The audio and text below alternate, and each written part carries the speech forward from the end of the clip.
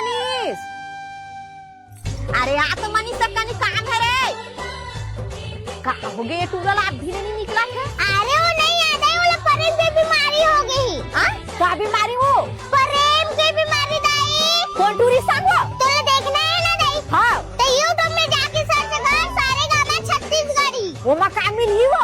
अरे वो माँ आज एक गाना डाले दाई प्रेम की बीमारी वाला। अच्छा हाँ वो जाके देखबे तब तो पता चली कि मम्मा ला काकर संग प्रेम की बीमारी होए। रुक जा देखा था रात दिन वो टूरी का चक्कर में पागल हो गए।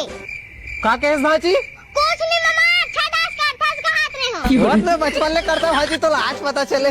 अरे चुप तेरे गाना ला देखन दे। हाँ ना दीदी, तो संगवारी हो, अगर अभी तक से आप भी हमारा गाना नहीं सुने हो प्रेम की बीमारी, तो यूट्यूब में जाके सर्च करो सारेगामा छत्तीसगढ़ी, वहाँ हमारा गाना डले है प्रेम के बीमारी।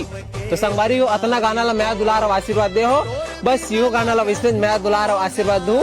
तो जल्दी जल्दी जाके देखो, कमेंट करे बर झन भलो संगवारी हो, और जितना हो सके सबको शेयर करो, लाइक करो, और जाके देखो प्रेम की बीमारी। मैं आता संगवारी तुम गाना देखो।